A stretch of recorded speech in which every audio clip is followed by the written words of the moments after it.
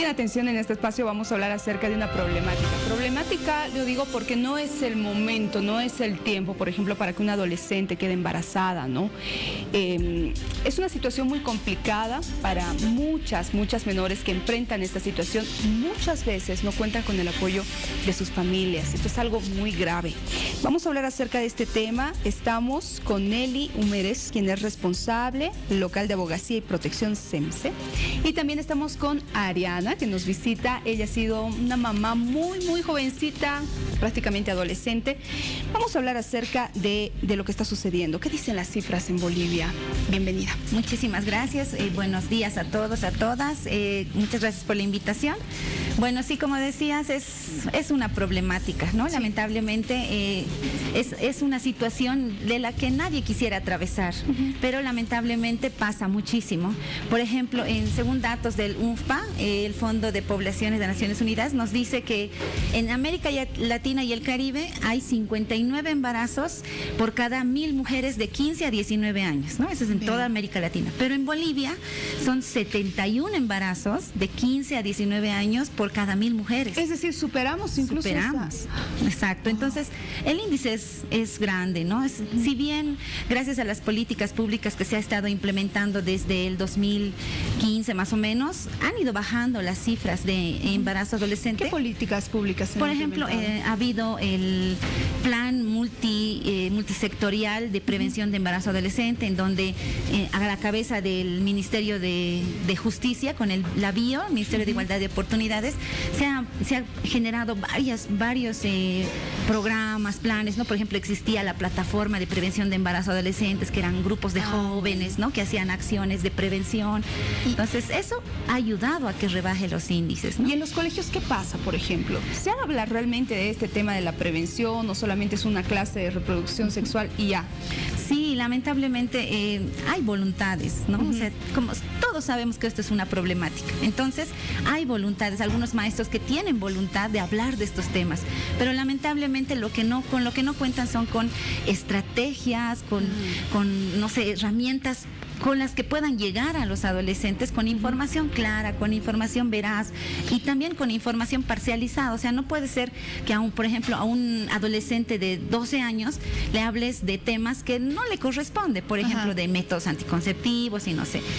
Pero sí, quizá le puedes hablar eso a un adolescente de 15, 16, 17. Claro. Pero sí hay que hablar de sexualidad con los niños de 11, 12, 13, ¿no? ¿Y en casa qué pasa? El tema es todavía más complicado, ¿no?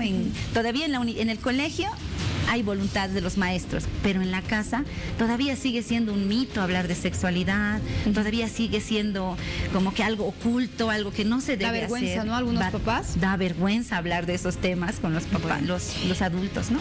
Ariana, ¿hubo información en tu caso o no? ¿O muy poca? Primeramente, muy buenos días. Bienvenida. En mi caso no había la información sobre sexualidad, porque hablar sobre este tema a mis papás les hacía un poco complicado hablarme de ese tema. Sí. Es decir, que si iba a un lugar, les hablaba sobre sexualidad, me decían, no, ese día estás queriendo experimentar tu sexualidad.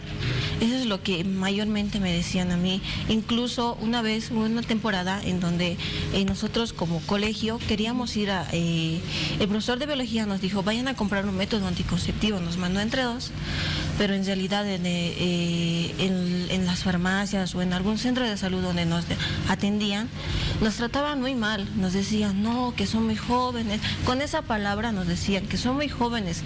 Es decir, un adolescente que ya está en una actividad sexual, ¿no puede ir a una farmacia a comprar un método anticonceptivo? Bueno, lamentablemente, de poder pueden, ¿no? Pero claro, lamentablemente es el adulto el que está ahí y que le va a atender. Y como hay muchos adultos que todavía siguen pensando que un joven, un adolescente de 15, de 14 años, no puede comprar esas cosas, que esas cosas no son para su edad. Y a veces una mirada de, ¿no? Claro, la adolescente nunca más va a volver, ¿no? ¿Te sentiste así, Ariana? Sí, me sentí incómoda y me sentí un poco culpable por sí. Muchos jóvenes se sienten culpables por el simple hecho de pedir un preservativo en la farmacia, ¿no? O pedir información sobre eso. Muchas veces te miran ya con la mirada y te dicen ya, no. Cuando te enteraste que estabas embarazada, ¿qué pasó? Cuando me enteré que estaba embarazada, sentía que, bueno, en ese momento sentía que el mundo se me acababa, porque la verdad tienes que hacer todo un cambio de tu proyecto de vida, tienes que hacer un cambio radical, ¿no? Porque la verdad, ser mamá adolescente es muy complicado. Es muy complicado porque el simple hecho de que ya vas a tener un rol que no estás preparada simplemente, y un rol de tenerlo a hacer de mamá adolescente, eso te complica. A veces tienes complicaciones simplemente por la sociedad que te va a señalar incluso. Claro.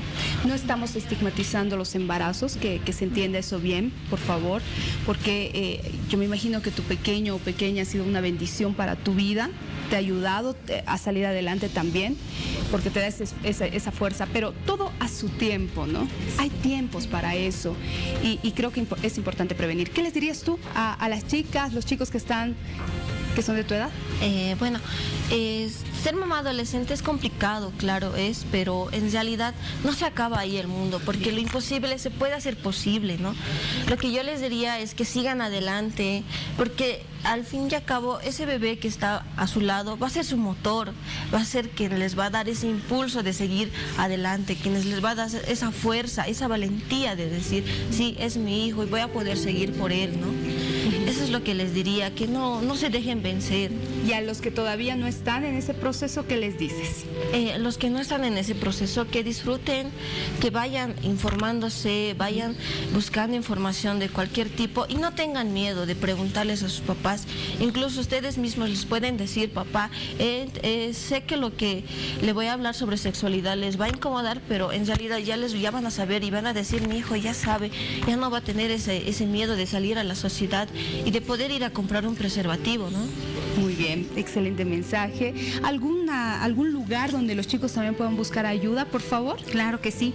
Justamente nosotros como institución, como SEMSI, gracias a Chalfan, que es una institución que nos está apoyando, hemos generado un ecosistema virtual en donde los jóvenes, los maestros pueden encontrar información, estrategias, herramientas, información real, ¿no? Y científicamente bien trabajada sobre la sexualidad integral, y la pueden encontrar en donde todos estamos ahorita, en la tecnología, ¿no? Exacto. Entrar al internet es poner mqmc.org y ahí tienen información gratuita para hablar, para informarse sobre qué es la sexualidad, ¿no? Para niños, para adolescentes, para padres, para adultos, para maestros, no, para todos. Gracias por haber estado con nosotros. Gracias, Ariana, también por ser tan valiente, ¿no? Y por estar acá brindando ese mensaje. Y usted, papá, mamá, que me está viendo, deje de ponerse rojo, roja, cuando tiene que hablar de estos temas. Tiene que hacerlo, es por la prevención de sus hijos, hágalo y apúrese, ojo,